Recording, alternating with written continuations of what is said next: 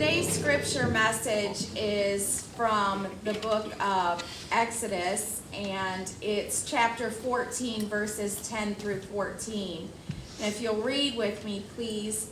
As Pharaoh approached, the Israelites looked up, and there were the Egyptians marching after them. They were terrified and cried out to the Lord. They said to Moses, "Was it because there were no graves in Egypt that you brought us to the desert to die? What have you done to us by bringing us out of Egypt? Didn't we say to you in Egypt, 'Leave us alone, let us serve the Egyptians'? It would have been better for us to serve the Egyptians than to die in the desert." Moses answered the people, "Do not be afraid. Stand firm, and you will see the deliverance the Lord will bring you today. The Egyptians you see today, you will never see again. The Lord will fight for you. You need only to be still." May God add his blessing to this passage from Exodus. So, Pastor Russ kind of stole part of my introduction, so if we go, please forgive me if we go a little short today. I'm sure that would be awful, right? He asked me, he said, "You'll only be preaching for about an hour, right?" And I said, "Oh, you're not doing that to me."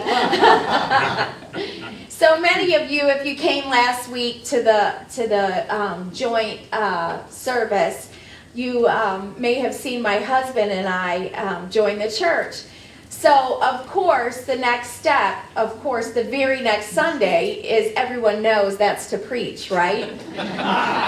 That's what you were told. Right? So, I'm looking forward to seeing July's 101 class and how many people will come forth to preach then. It's going to be a great time. Seriously, though, I'm Jen Kerouac. For those of you that don't know me, my husband Scott, he says he's the and or other if you meet him. We recently moved from Clearwater. Together we have 5 children.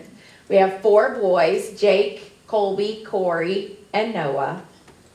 And 1 girl, bless her heart, Holly. They're aged 25. We have 2 25-year-olds, 2 23-year-olds, and a 21-year-old. And usually when I say that, people say, "You have 2 sets of twins?" We do not. We're a blended family, so no worries there. That would have been rough. So I'm a certified candidate in ministry, and thanks to someone in this congregation, they really encouraged and led me to search within my heart whether or not Asbury was something that I should pursue. And so I think God decided that my Achilles tendon, it was time for it to rupture, so I had time to reflect on my life. Currently I'm a realtor, and so that was supposed to give me time to reflect as well, which I'm sure Larry could share with you. That gives you 0 time. So that was kind of a funny joke that I played on myself. I was born and raised in Bradley, Illinois. Fun fact, why my family says this every time we meet somebody new and I'm there, and this would happen often, they would say, "She was the first baby baptized in the new sanctuary." And I didn't know why that was like a thing. I was a superstar because I was born and baptized in the new sanctuary, but they think it's pretty cool. As Pastor Russ said, I'm a 5th generation Methodist. My great-grandparents and grandparents have served probably on about every committee, and I guess they would be considered as pillars of our and my home church. My mom was the district and conference youth group leader when I was in high school, so that was super fun for me.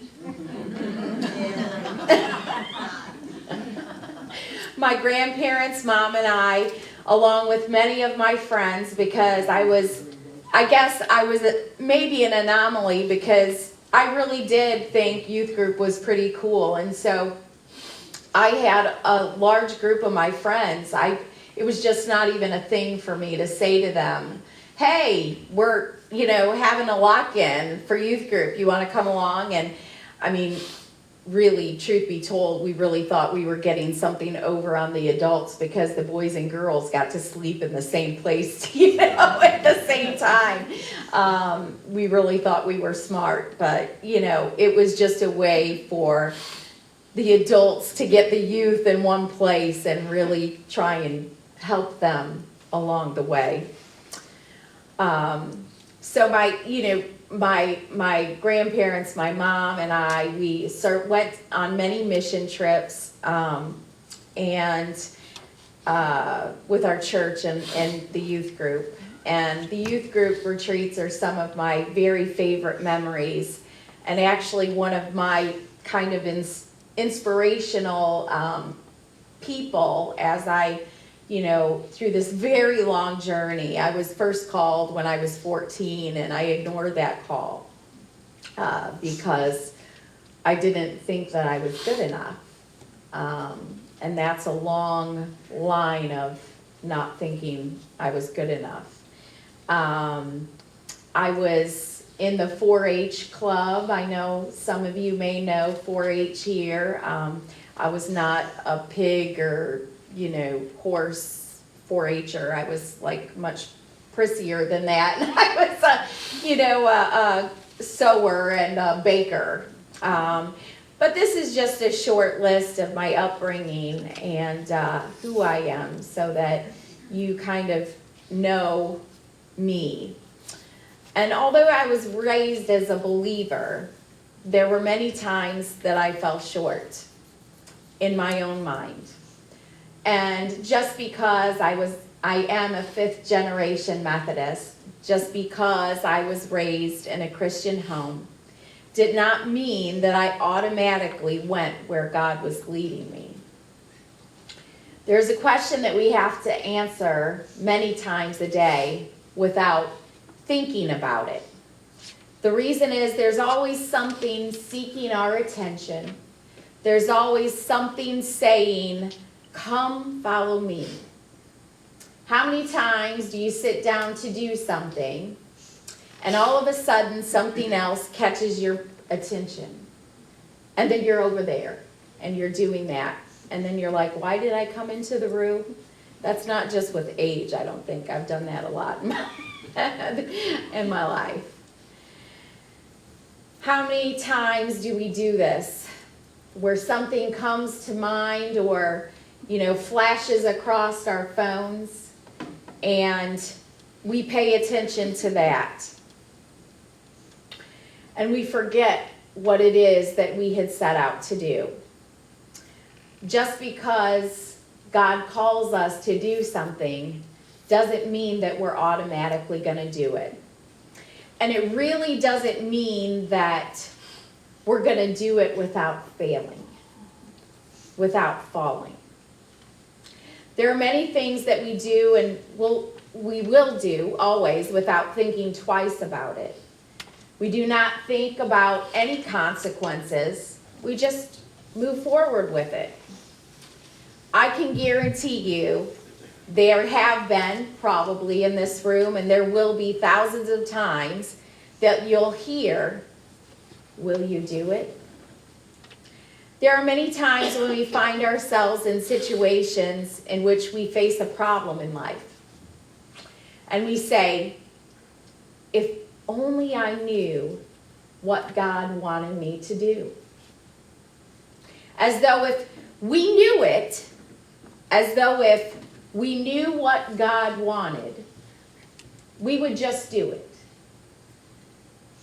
How many of you know, come on, how many of you know that is not the case? Right? Part of the problem or issue is actually choosing to do it.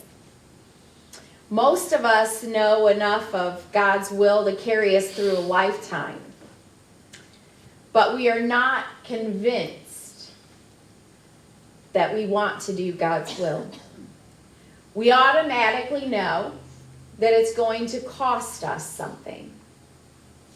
In Exodus, we see that God delivered the people out of Israel, out of the hands of the very abusive Egyptians who had made them slaves for over 400 years. They had been beaten, they had been abused, even some murdered. In the moment, they were so elated that God delivered them out of that nasty bondage. And the Egyptians said, "Get out of the country and take whatever you want with you." They're on their way in this passage to the promised land. And they can see it. And isn't it so amazing when you actually can see what is going to be God's glory? But that really only lasts sometimes for a fleeting moment. They're on their way to the promised land. God led them and Moses up to the Red Sea as part of the journey. And we know that God leads us to places all the time that are according to his purpose over your life.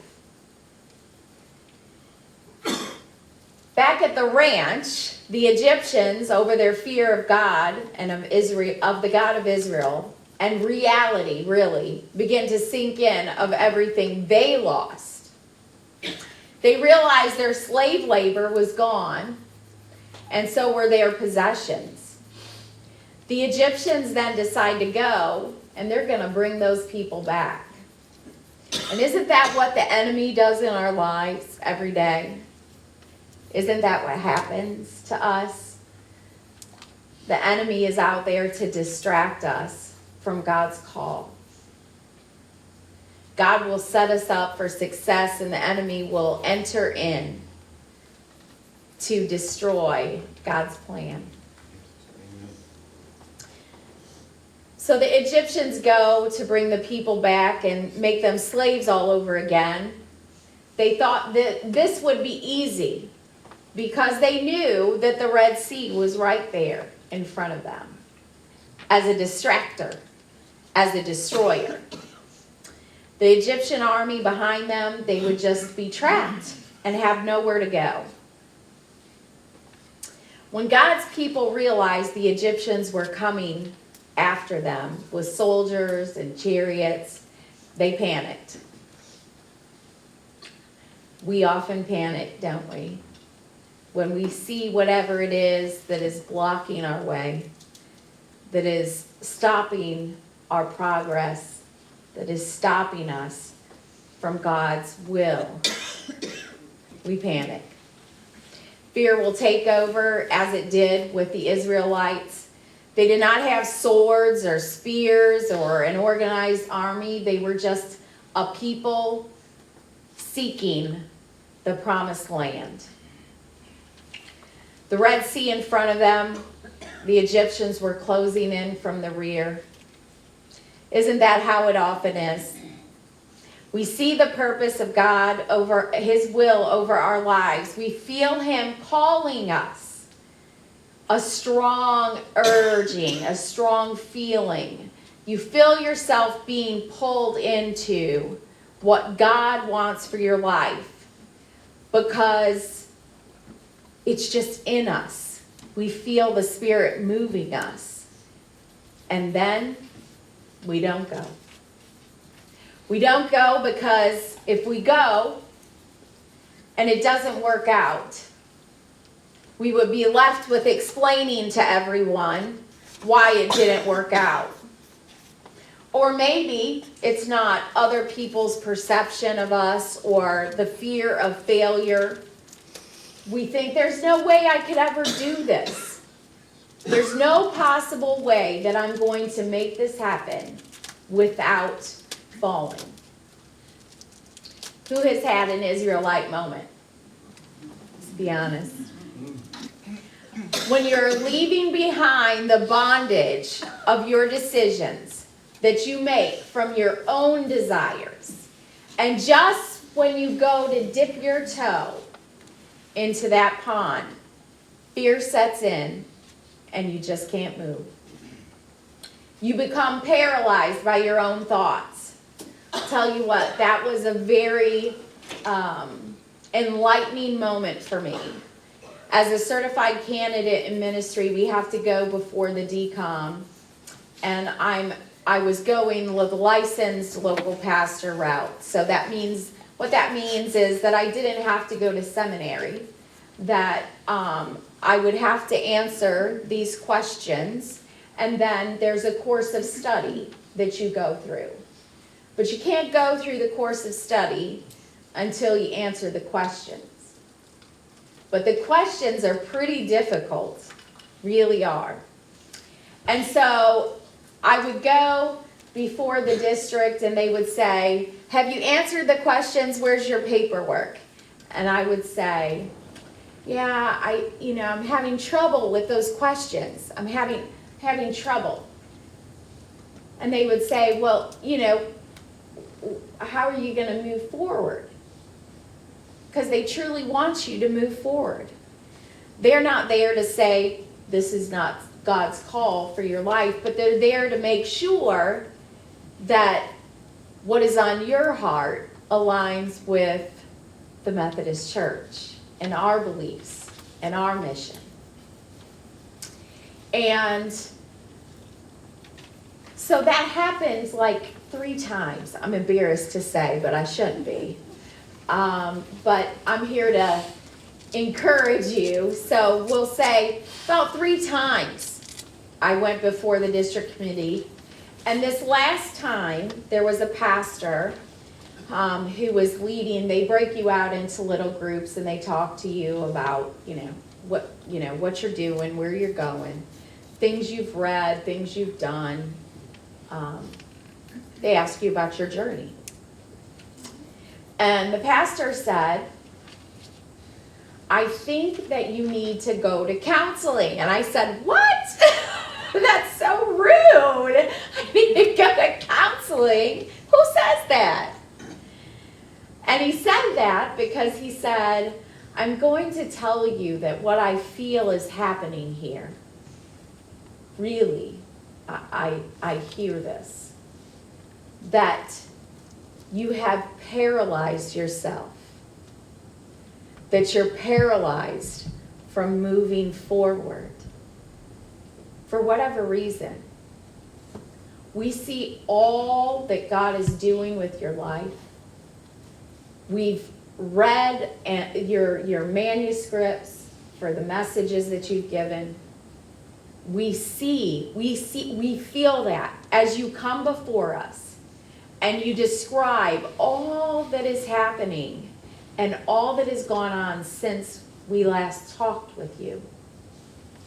And yet you don't have this paperwork filled out. It's just paperwork. Just you have to fill it out. It's part of the process. So when distractors get in our way, isn't it sometimes, God doesn't want that for us. But sometimes he's like, okay with it, right? Sometimes he's okay with those distractions because you need to go through the process. Because when fear takes over and you deny that Holy Spirit moving in you, you deny where the path is leading you, and you allow those walls to get in front of you, even though there's paths around the walls, you're just standing there at the wall. Or when we fall, as in the picture. When we fall and we feel like there's just no moving forward. We failed and we're uncomfortable with that. But maybe that's part of the process. just as the Israelites stood in front of the Red Sea. And they're like, are you kidding me? Just let us go. Let us go. Let's surrender. Let us go. Let's turn around and go back to being slaves, to being beaten, to being abused. Because it's easier to go back to what we already know than to move forward into God's call, into his purpose. The purpose was the promised land. Amen. God had promised them. And God will see it through. God will remove every distraction, every bit of the enemy's plan to remove us from God's ultimate plan. There is nothing that God cannot do. Amen. And so you have to ask yourself, what has God called me to do? We know there are many seasons in our lives, and sometimes when we get to the other side of the struggle, when we get to the other side of the current season we're in, and we savor the success, we savor the win, and then we just sit there. God is not done with anybody until he's done. Right. And we know when he's done, we're called into his glory. Right? Yep. So whether you're 15 or you're 95, if you're here, God has a plan for what it is that you are going to do according to his will and his purpose for you. Right. What Red Sea is in front of you?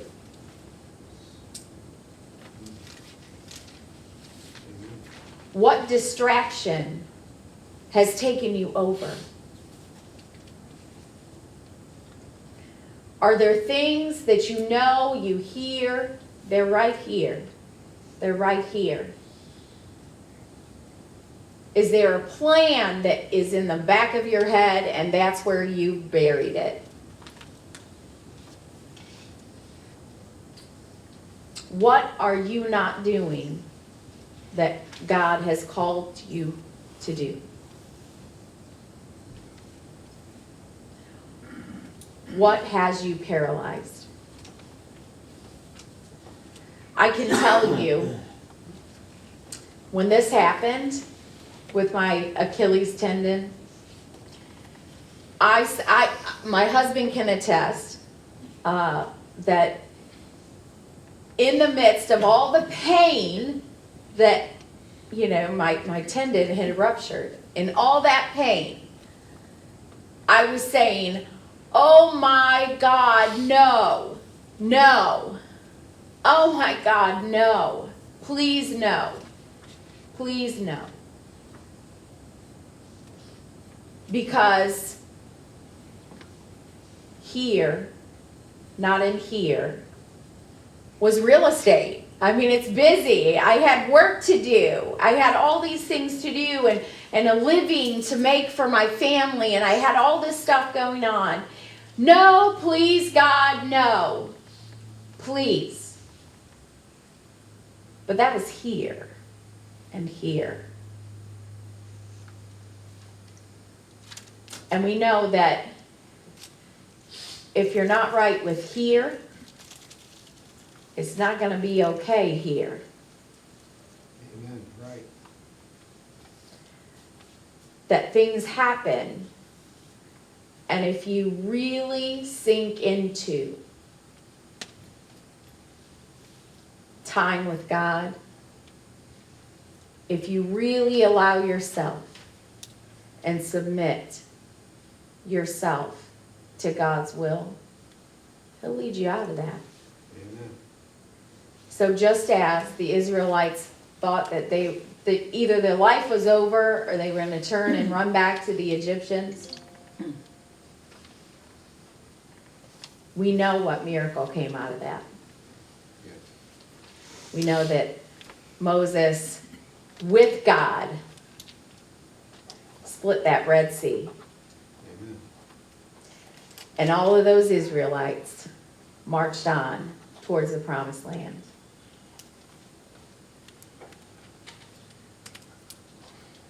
So what, if you've already fallen, where are you at with God's purpose? Are you at that Red Sea? Have you asked God to part the waters for you so that you can make your way towards the promised land?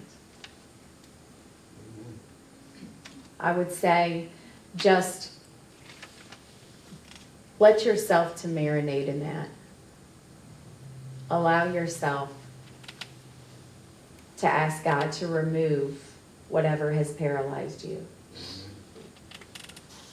so that you can move forward towards that next season in your life, towards that next blessing that He would have for you, that is according to God's will for your life.